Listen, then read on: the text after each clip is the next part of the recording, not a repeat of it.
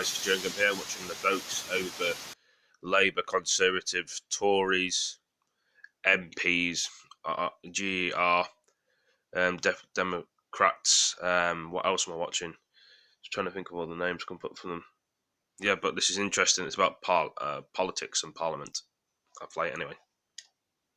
In a nutshell, a very bad night for the two big parties and a very good one for the Lib Dems. But if your choice concluded this was all about an anti or pro-Brexit vote, have a look beneath the surface and you'll see it was a bit more complicated than that. So while the Tories lost councillors in most places, they gained them in North East Lincolnshire, an area that voted strongly for Brexit, taking control there for the first time ever. And now look at Chelmsford, which also voted Leave. The Tory vote cratered and the Lib Dems now have control. Labour won Trafford, a big metropolitan district. They haven't held it in 17 years, but they also lost control of Bolsover, the territory of veteran MP Dennis Skinner. 14 seats lost, 11 of them to independents. It's the weakest Labour's ever been in that council. As for the Lib Dems, the news was almost entirely positive. Winning Tory councils, not just in Essex and East Anglia, but across the southwest, places like Bath and North East Somerset. That's Jacob Rees-Mogg's own Sky News it as well. So what would happen if you projected all of these results to the House of Commons? Well, according to our psophologist Michael Thrasher, the Tories would end up with a very similar share of the vote, but converted into parliamentary seats. And this is what you get: 280 seats for the Tories, 268 for Labour, 28 for the Lib Dems, 53 for the SNP, and 21 MPs from other parties. And that would imply, guess what, another hung parliament. But the Tories would be so short of an overall majority, the most likely coalition party would be Labour plus the SNP plus maybe the Lib Dems. I'm not sure that's a projection that will fill either of the two big parties with much in the way of enthusiasm. Well, I hope you all enjoyed that, guys. I mean, not a lot of people follow politics or follow Parliament. Into the arms of independence. I mean, if you follow politics, then you've... actually, I'll do this one first. Show you this one as well. This one's about Labour and Tories. I won't get any plaudits for it within, the Jeremy Corbyn fan club in the Labour Party, but the truth is, looking both ways on Brexit has harmed the Labour Party. The question is, when my colleagues take to the airwaves, are they going to be honest about the extent to which our leader is coming up on the doorstep too? And what is Jeremy Corbyn going to do about it? He should lead or make way for someone else who can. I'm not a fan for Labour. I prefer Conservatives to now. You get UKIP and Nigel Farage. Thanks to Brexit. Here in Chelmsford, one of its biggest wins, it took the council in traditional Tory or Tony Essex. Robinson or Vince Cable, another politician with an eye on the European vote to come. We expect to do well. We're clearly the dominant, successful Remain party. These are the Tories in the background, as you can see. We expect everybody to get behind us in that important elections. The Liberal Democrats' success in taking Chelmsford from the Tories is a sharp illustration of the Conservatives' southern discomfort. Their vote was down 9%, the Lib Dems up by a whopping 20%. Labour had a similar problem in their northern strongholds. In Middlesbrough, a drop of 14% was just one of a dire set of results across the northeast. In the end, the spoiled ballot papers on social media told the story. Local issues inevitably played a part, but all politicians know it wasn't bins voters were angry about, but Brexit. Well, these election results show, if anything, the massive problem that Brexit has become for both parties. We knew that already, of course, but these overnight results, boy, have they confirmed that. The problem is, while they're showing up the pain, they're not offering any solution. And if we think these results are a problem, well, both parties know things could get a whole lot worse in the next few weeks if the European elections go ahead, as many believe that they will. Of course, the Brexit bogeyman Nigel Farage is due to pop up again. He's leading the polls with his Brexit party, and on the other side, Change UK is hoping to hoover up the angry Remain voters. Now, one way, of course, for both parties to avoid that is for Tories and Labour to come together. Later this afternoon, both Jeremy Corbyn and Theresa May went on camera to say that they were determined to try and get a deal over the line in the coming days. We are told that talks will resume between the two parties after the bank holiday weekend. But let's face it, we have been here before, haven't we, for months, and yet no agreement has been reached. And regardless, really, of today's dual drubbing, the underlying same issues and tensions remain. So the big question will be whether or not they are able this time, after these elections, to find a way through. Siobhan Kennedy, thanks very much. Well, as Siobhan was saying, Labour's night wasn't quite as bad as the Conservatives, but they still lost seats pretty heavily, particularly worrying results for them in what would normally be considered Labour strongholds in the north. Our North of England correspondent Claire Fallon is in Ellesmere Port in Cheshire, where Labour has just lost control of one more council. Claire. Well, even though Jeremy Corbyn headed up to the north first thing this morning to go to an area where his party had won, to do what party leaders do and talk up their results, it's not exactly been this huge celebratory victory party for him in the north today. So take Cheshire West and Chester. They were counting the results here until about an hour ago at this leisure centre, and that's when we had the final confirmation that Labour has lost overall control of this council. It was fairly tight already between Labour and the Tories. They are still the biggest party, but no longer absolutely in control. The common theme, if there has been one, is the drift of support to smaller parties, but also to uber local parties, focusing in on local issues in their areas. And that has seen support sliding away from Labour, even in core Labour places like Barnsley, for example, where the Labour Party say that they had their worst night for 15 years. And then, of course, there is Brexit, which, frankly, in the north is like some kind of impossible... They always mention Brexit. The Labour Party. It's like going around in a circle is, and pushing it back all the while. Labour areas are the areas that voted leave. The first vote since the Brexit day that wasn't, the first big test of what people think and feel, and one big theme. This was the night of the other, the not you and the not you either. What do you think is going on this evening? I think we've got the dissatisfaction with the leadership of the council. And There's a lot of anger out there. Absolutely, what's been done to Curzon. This is nothing to do with Brexit. This result, Nothing at all. Nothing at all to do with Brexit. It's all to do with the removal of services from our town of Curzon. It added up to a bad night for Labour across much of the north. In Bolton, they are still the biggest party, but only just after losing 7 seats. Are you still going to be the leader of this council? I have no idea. And Brexit's not irrelevant as far as their leader's concerned. There's so much anger out there because parts of the town have been really affected a lot more than others. And I would say that's why you've got your farmers and Curslers, because people just don't believe that anybody's interested in them anymore. Another Labour council in the Labour heartland, a red ward in red as it gets Ashton-under-Lyne, with a big name MP to lend support and pose for selfies on the Labour campaign trail. In every single general election since before the Second World War, this area has been Labour. And it's the same in local elections since the WARP was created in 2004. It's been Labour, Labour, Labour. That was until last night. Because last night, the winner here was Green.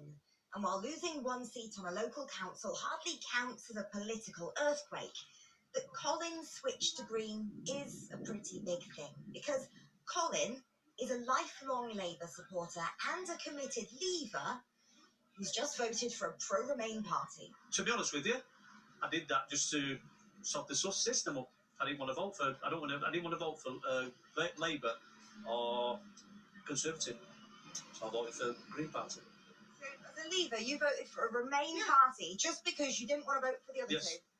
Yeah. Do you think a lot of people did the same? Yes, and all they did. I've been Labour for about, I'd say, I'm 35, so let's say nearly 15 years. My dad was pro-Labour as well.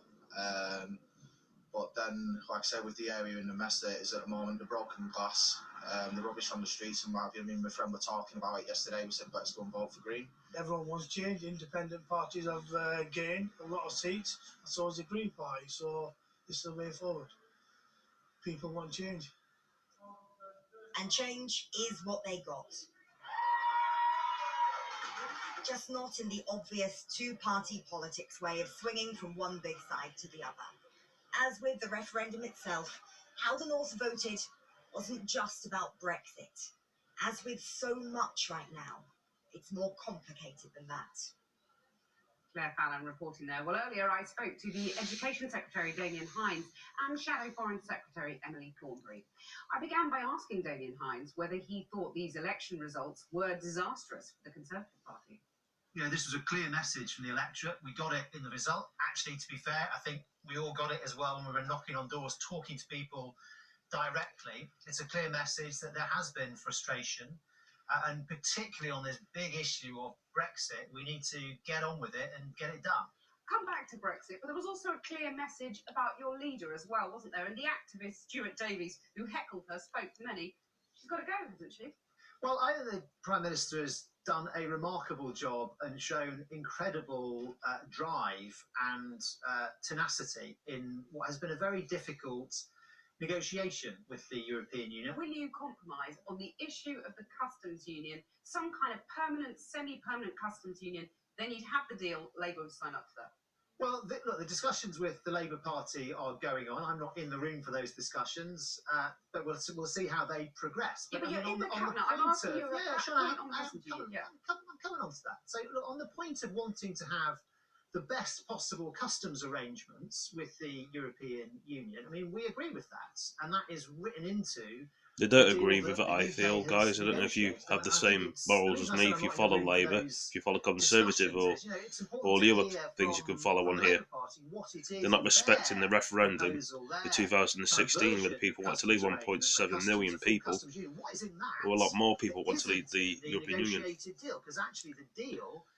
Keep pushing it back all the time. It was supposed to be the 29th of March we're leaving, then 12th of, Let me right now bring Emily 12th of April. No, it was May, then it's going to be October the 31st. You sign up to on the customs union. Well, there isn't a permanent customs union in Theresa May's deal. There isn't close alignment with rules and regulations that we need to have a place in the single market. And permanent customs union is your red line, or would you go for a semi-permanent? No, that we need to have. We've always said. I did Prime Minister's Questions like 2.5 years ago, and I said that on this our side of the house, we believe that the only way that we can have a soft border in Northern Ireland, look after jobs in the economy, is to be in a customs union. We have been completely consistent about that, but that isn't all. I mean, there are a number of other issues as well. But this is why voters are so frustrated with both main parties. Theresa May says, let's get on and deliver Brexit. Jeremy Corbyn says a deal has to be done. And then I ask you both now, what kind of deal? What does that look like? And you're both completely intransigent. So a deal won't get done, will it? No, Kathy, please don't misunderstand me. I'm not saying intransigence at all. It is true that the negotiated deal is itself, it involves, balance and trade-off and compromise, but we're having these talks entered into in good faith and being done constructively, I think, on both sides with the Labour, and that's a good thing, to try and understand where these points of difference might be. And actually, I think on many things, I think we can have agreement. How keen are you to get a deal with Labour so you can cancel the European elections? When you look at what happened last night, what might happen in the European elections? I mean, you're facing Armageddon then, aren't you? Look, I'm mad keen as mustard to get a deal over the line. And I think 3 years after the referendum, people would rightly be frustrated. Probably puts it mildly. So you would be obliterated though in the European elections, wouldn't you? I mean, people couldn't vote for the Brexit Party now. Even your own members are planning to vote for the Brexit Party. Some of them. Look, I don't think I'd be giving away any trade secrets to say, most people in the Conservative Leave Party means leave in the European Union. It means stay in and extend the time. Damien Hines, thank you very much. Let's turn now to Emily Thornberry. You heard what he said there about a second referendum. Can you be any clearer? Because there is a theory today that you've been punished for failing to be clearer on that issue of a second referendum. Yeah, I mean, I think listening to people in the local elections, I think that it's right that people are fed up and they want us to get on with it. And they want the issue of Brexit to be resolved. And some people, some Labour voters have move their vote to the Greens or to the Lib Dems because they think the answer to that is for us to remain. And some have moved them to UKIP because they think the answer is for us to leave with no deal. Last night, you should have been gaining hundreds of seats. It was not the performance of a government in waiting, was it? I think it was mixed results. I think there certainly isn't an equivocation. You can't say the Tories did badly, Labour did badly. I mean, obviously, the Tories have are losing, over 1,000 seats. And you should be picking them up in droves, ready to go into night. And if you look at, and certainly, as I say, it's mixed. So there are certain councils that we've lost control over, which is, really sad that we have. But also, we won control of Amber Valley. There are a number of other councils. And if you look at some of the key marginal seats, like South Swindon, like Plymouth Moorside, like Thurrock, if those results were translated into a general election, we'd be winning those marginal seats. So it's a mixed picture. The fact that you're not storming ahead is in part, at least, in large part, some people say, because of your leader. I mean, the actor and activist, Tony Robinson, who's been a supporter of Labour for 45 years, he's left in large part, he says, because of Jeremy Corbyn. It's really sad that Tony's left, and I will miss him. But I think that actually, what I learned from the elections was that two things. One was that they really want us to move on from Brexit, and they really want that sorted out. And they also want us to be talking about something else. Nothing to do with Jeremy Corbyn at all. And where we have been doing well is where we've been able to get people to focus on issues other than Brexit, the bread and butter issues, where we do have an alternative. Where after 9 years of austerity, there is another way. Did Jeremy Corbyn's leadership have anything to do with last night's results? I mean, I've been a member of the Labour Party for yes or no? A long time? No. And every time there's been an election, I've been told by people on the doorstep, if you change your leader, I don't like X, I don't like Y, get someone else and I'll vote Labour. I mean, I hear it all the time. I think that... And you heard it all the time this time about Jeremy Corbyn? You hear it. I mean, I've heard it all the time over the years, over the last 40 years I've heard it.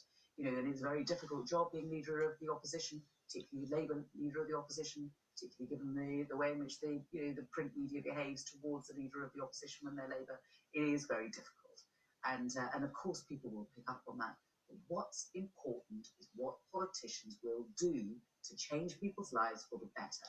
And when we're measured against that, we can knock the Tories out of the park. Emily Thornberry, thank you very much. Well, the biggest winners in the election are the Liberal Democrats, and joining me now is their education spokesperson, Layla Moran, who's also tipped to take over from Vince Cable as leader when he stands down later this year. Thanks very much for coming in. There's no question it was a good night for you. What was your best tactic? Was it not being Tory or Labour? Well, across the country, actually, one of the tactics we had was that we are clear about where we stand on Brexit. And the reason why that was important was Leave voters, know where we are. They said, and I saw this when I was knocking up, yeah, we don't agree on that, but let's talk about the other stuff. And we were able to move on. But that taps into the fact this is a protest vote. It's not, no, not at all, because you move on, then you talk about things like the recycling of bins. You have to remember, a lot of the places where we've made gains, places like the Vale of White Horse District Council in my area of Oxfordshire, we've held before. People have a history with the Liberal Democrats. This is not just a shallow resurgence. This is coming from somewhere. People know that Liberal Democrat councillors do well by their communities. They listen to them. I think this says we are here and we're here to stay and we're back. But as you say, you have history. You've done well in local elections before, but been unable to translate that into parliamentary power, which is essential if you really want to influence them. And over time that's true. But actually you've got to remember, we always have localism at the heart of what liberalism is. It's about communities leading from the front. This is an important part of what Liberal Democrats are, and that's But you're not incredible. saying this election was not about Brexit fundamentally, It was a whole host of different factors. Of course the national picture played in, of course it did. And of course we were coming from a low base, but I would accept that, only those factors if it was maybe 300 or 400. As we're talking now, we're eking towards 700 new Liberal Democrat councillors. That's the best election at local level we've had in our party's history. Your leader today, Vince Cable, urged people to get behind the Liberal Democrats in the coming Euro election, saying the message is very clear. Every vote for the Liberal Democrats was a vote to stop Brexit. The problem is at the Euro elections, you'll be facing other pro-Remain parties, and that vote will just be split. So, absolutely, we are very clear on that message. Stop Brexit. We're not hiding anything. And yes, there are other parties. We have a different voting system there, though. Under first past the post, which is what we've contested these, actually, we did some deals with the Greens. So in Oxfordshire, we actually stood down for them and vice versa. It's a different, more proportional system at the Europeans. But it is true that we have shown ourselves to be a credible party with a big machine behind us. It's all very well to say this is what we stand for, but actually the campaign matters. And if you want to stop Brexit, vote Liberal And Democrat. leaders matter. Sir Vince Cable is to stand down very soon. Your own leadership ambitions? Today is not about that. But what I will say is that Vince Cable now leaves an extraordinary legacy for his leadership, and I think he should be incredibly proud of what we've left. One you'd like to take up? Not about me today. Well, more Brexit things again. Will we ever leave the EU? As one would say to me. Will we ever leave the EU? They keep us in the dark half the time, and which I find very irritating. But don't get me wrong.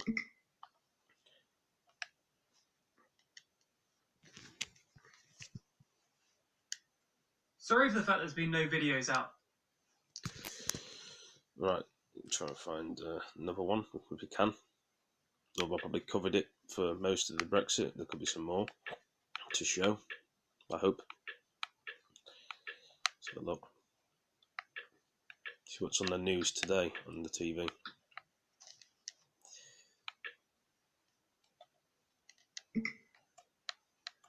Scotland Yard have asked for a whole year's money to keep its investigation going. In the past, over the last couple. Just seeing what else is on the TV, what I can actually find and show you guys. If you guys don't follow Brexit, some people follow Brexit in the Parliament. Not everybody does. I can understand that, but I like to know what's going on in my own country. Isn't most people? So I'm from the UK, so I want to know. So yeah, there's nothing on the TV again. There's not a great deal of stuff on the television, you know. You're always looking for things to find, and there we go. Let's try and find. Come back now. That's not right. Just trying to look for something here, guys, for more things about Brexit, but it's taking me a while.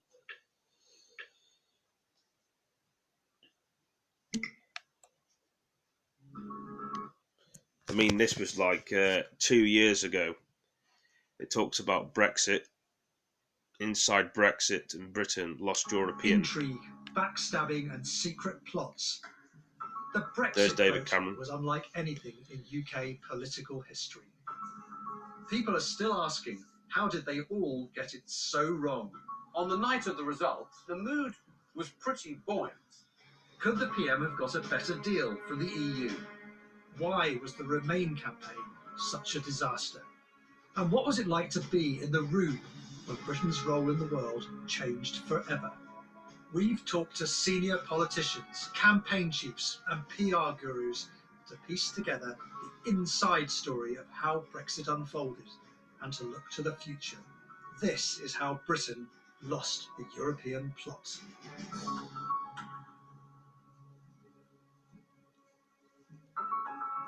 We are approaching one of the biggest decisions this country will face in our lifetimes, whether to remain in a reformed European Union or to leave. Back to first principles. Did David Cameron have to put Britain's EU future on the line? I'm afraid it'll go down as one of the worst self-inflicted harm that a Prime Minister could do to himself ever in probably British political history.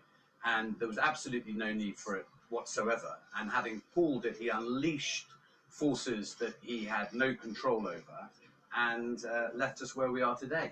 I think he made the mistake of thinking that it was in the bag and therefore not really communicating to the other EU leaders that there was any possibility of a leave vote. He was going to countries that no British Prime Minister had been to for a century.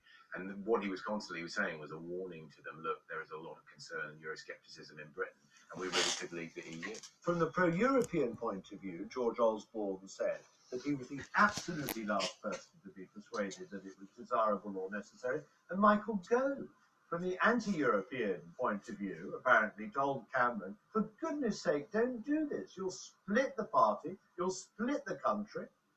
It will have completely unpredictable consequences. Don't take the risk. It became clear to me in 2012 there would be a referendum. And of course, that point when I think it was 81 Conservative MPs rebelled to try and force a referendum. So it was clear from that point there would be one. So we had to start preparing. I know we're going back in time a minute, guys. This is like 2 years ago video.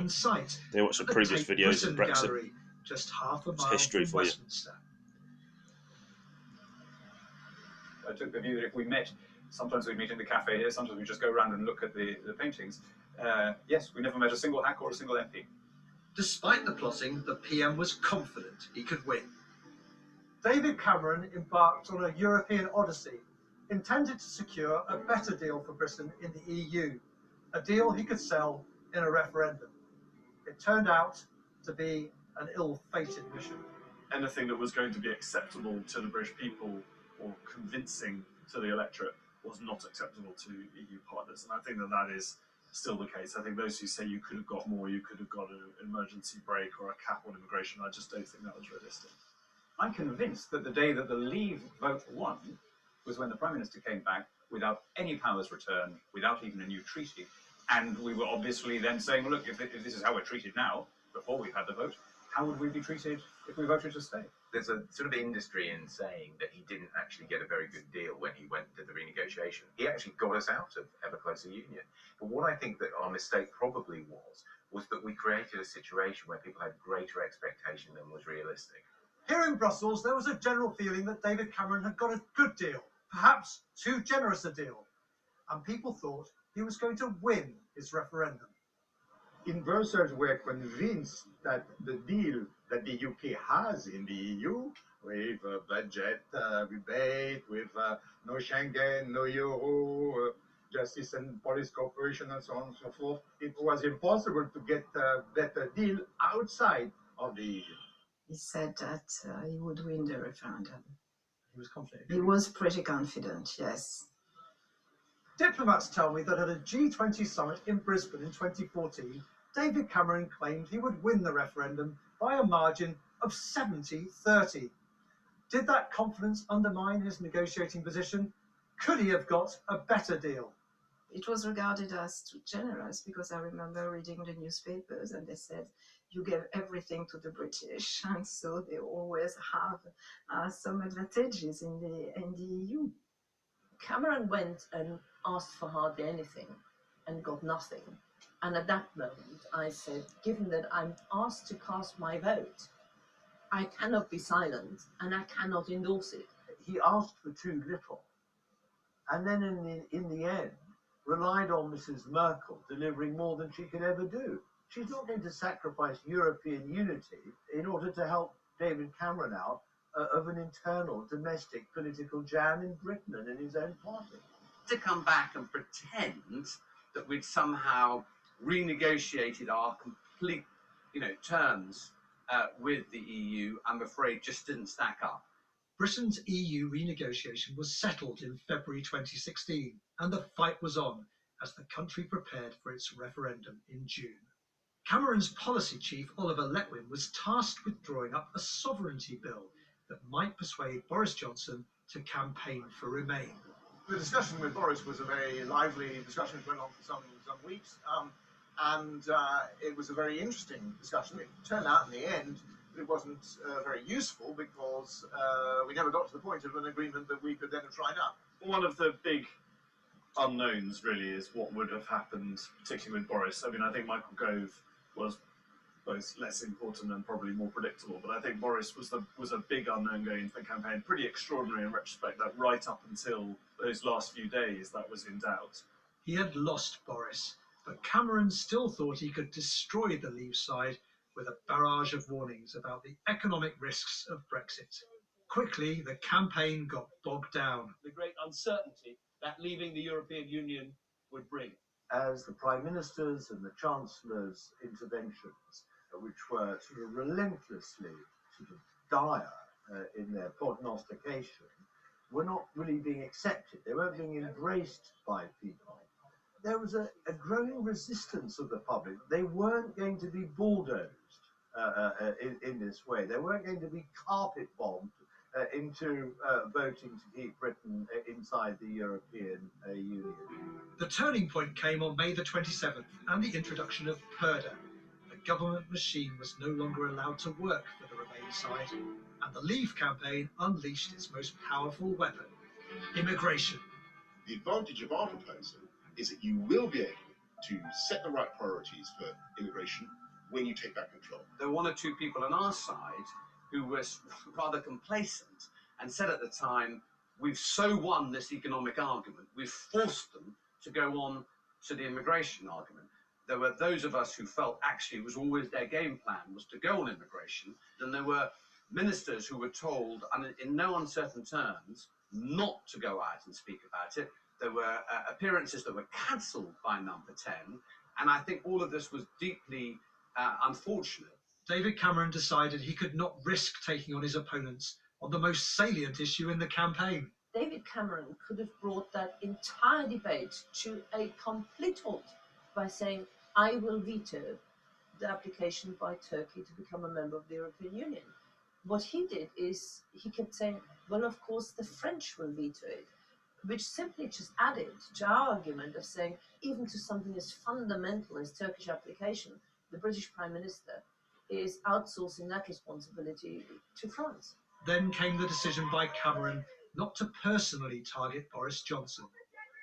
And we've got right on our side. For some, it was the biggest blunder in the Brexit story. And let's make sure that June the 24th is Independence Day for Britain. Thank you very much for coming on. I was surprised they didn't go after Michael Gove and Boris Johnson more. So had the Remain campaign tried to sort of lash us all in together and basically say that Michael, Boris, Geezer, Andy Bamford, James Dyson are all as bad as Nigel Farage and his friends in UKIP, that would have been terminal to us. Hello there. How are you? Nice to see you. Thank you very much. That's incredibly generous of you. We were reluctant to sanction blue-on-blue attacks for two reasons. The small one is that David Cameron wanted to bring the Conservative Party back together at the end of this, and that the more poison that was pumped into the system, that was obviously going to be a problem. But the real reason was that the more that you were dealing in attacks, you were basically feeding a beast, which meant that there would be endless media stories about who was having a go at who was going to be the next leader of the Conservative Party and therefore Prime Minister. And that meant that you were dragging the campaign off into other territory that is not actually about what you want to talk about, why it's sensible for Britain to stay in the EU. In desperation, Cameron and Osborne ramped up warnings of a Brexit calamity, including what Leave memorably dubbed a punishment budget. It backfired. The Remain campaign never quite managed to establish that total dominance on economic issues that every time an argument was made, the Leave campaign were very effective at either undermining the messenger or just sowing enough doubt in people's minds. Some of the messaging, particularly towards the end, was very black and white and less credible for that. For me, it was odd because I'm apparently one of the inventors of message discipline and keeping absolutely tight on a strategy and a very sort of tight-knit communication. But I never dreamed of taking it to the extent, literally, of saying absolutely nothing else about anything and simply just saying the same thing over and over and over again, especially when it manifestly wasn't working. One of the questions that Peter Mandelson really struggles with is that actually getting an influence on the Labour Party to stick to the message and stay with that message was a real problem too. So if you are a leader of the left in this country, Jeremy Corbyn or Nicola Sturgeon, and you probably think that Remain will win, there's very little in it for you to be hugely supportive of a Conservative Prime Minister who in normal day-to-day business is actually a mortal enemy. The murder of the Labour MP Joe Cox by a man shouting Britain first put the campaign on hold, but it did not change the course of history. It was the toxic combination of Joe Cox's murder with UKIP's appalling Breaking Point poster. And that combination, I thought, really taken the wind out of our sails. And there was a point that day where I really thought it was game over. There's no way we get our momentum back. And we start having that inevitable swing back to the status quo. It wasn't just morally questionable to be using that picture. it was obviously tactically disastrous for us. I'm not sure Matthew Elliott is right in thinking that vote leave were the people who actually won it. I think Farage actually had a much greater impact than they're prepared to accept or admit. The poster, as I said, I think personally I wouldn't have run it if I'd have been in charge of the campaign. But nevertheless, it was relevant to what was going on, and it wasn't appalling at all. It reflected what's happening to this country. We got this fantastic victory despite vote leave, not because of it. It's all down to UKIP and its activists. In the end, all Cameron and the Remain campaign could do was wait. On the night of the result, I had a dinner for donors, and in which George Osborne came, and the mood was pretty buoyant. We just had all the opinion polls which showed us with a clear lead, a narrow lead, but a very clear, consistent lead. George Osborne was nervous, but sort of quietly confident. And as the night went on, you kept hoping that the cities were going to sort of come to one's rescue. And they never did quite enough. And by really 3 in the morning, it was absolutely clear we'd lost. And by that time, the mood was bleak. Personally, I felt really desperately sad. And it was a sort of sense of almost disbelief that we were doing this. And of course, it was also mixed by the fact there were a lot of young people who were really distraught and, you know, many in tears. And so it was a grim evening to finally go to bed.